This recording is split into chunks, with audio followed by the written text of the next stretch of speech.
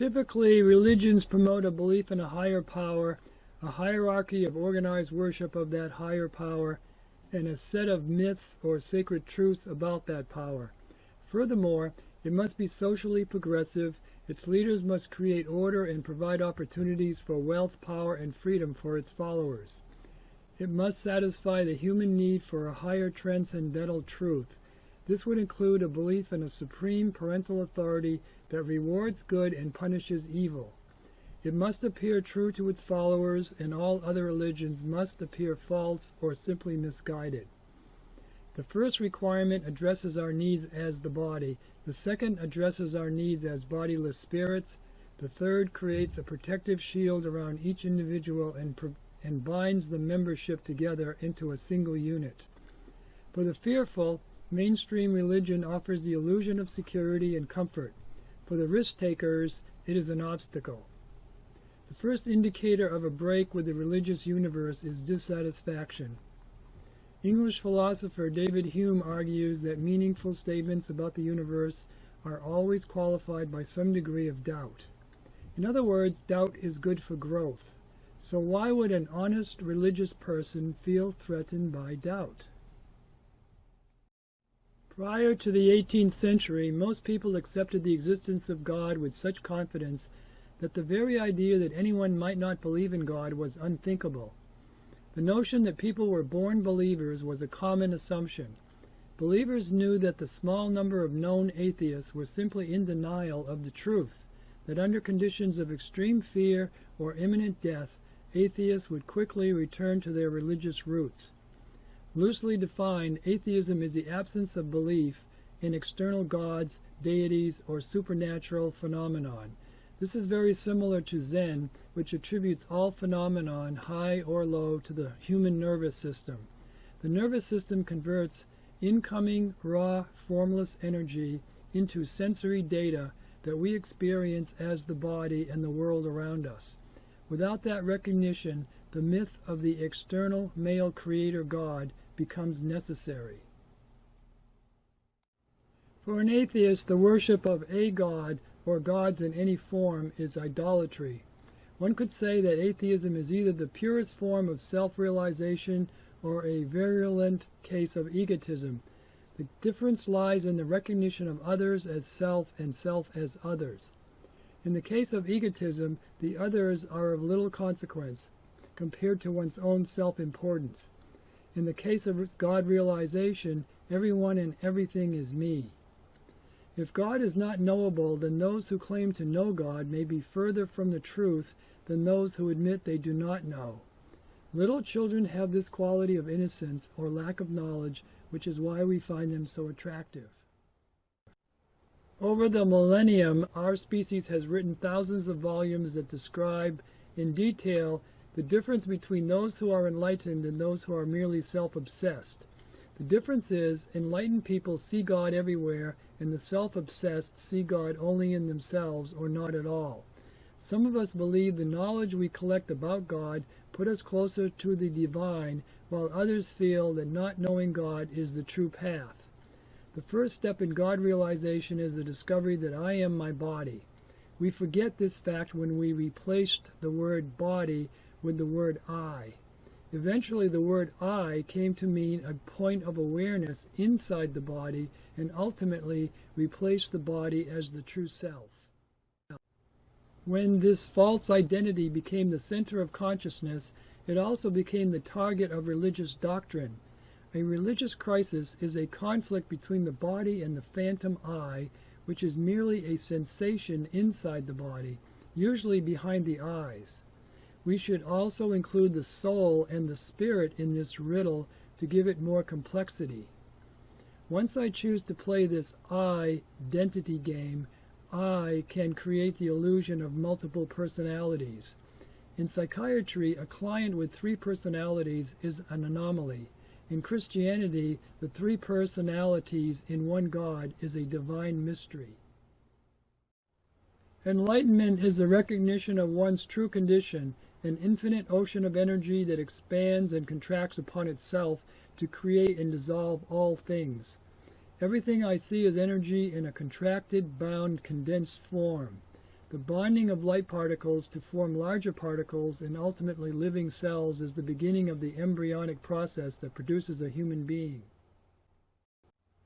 The human body is a mass of particles bonded together to form cells, tissues, organs, and neural circuits that grow and move within a boundless energy field.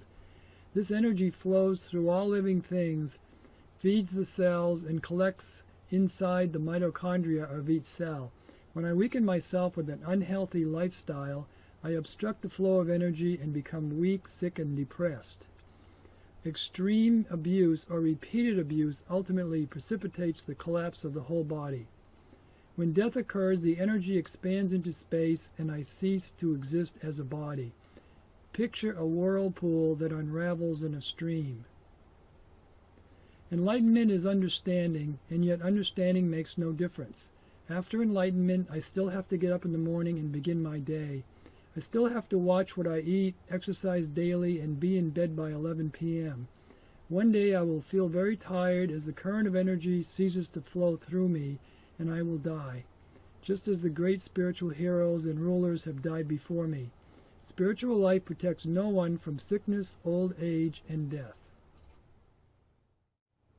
Consider the possibility that life is leading nowhere and that all our efforts to achieve something will add up to nothing.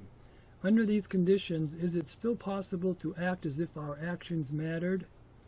Consider the dream paradigm. A paradigm is a model that makes sense of something that is too complex to describe in words. The only way I can make sense of my life is to call it a dream. The dreams that I experience at night are the same as my waking life. I take them for real while asleep and only realize they are dreams when I awaken. From the viewpoint of the dreamer, there is no necessity to dreaming. It is simply an expression of creative energy with no purpose beyond my own desires. Everything I know or have experienced throughout my lifetime is arising within this dream. The dream paradigm goes against the basic premise of institutionalized religion, public education, and psychiatry, and is therefore dangerous. It also demands responsibility that goes beyond childish obedience to a set of rules. Even so, believing that life is a dream is no more absurd than believing in the biblical God. Both are faith-based and cannot be proven or disproven with words. Christianity describes the human species as puppets under the control of a puppeteer. The puppet master is an all-powerful God, but we like to pretend we are independent and have free will. In Zen Buddhism, it is different. Now I am the puppet master pulling my own strings, but I do not know how I do it. What would happen if large numbers of people began to lose self-importance and redefined life as a dream? Would this cause chaos? Would we begin to act in a violent and destructive manner if we knew we were not going anywhere? The answer is simple. We would have to create a purpose to justify our existence, and this is something we have already done. The proper use of sexual energy. Most religions view sexual pleasure in terms of marriage and procreation.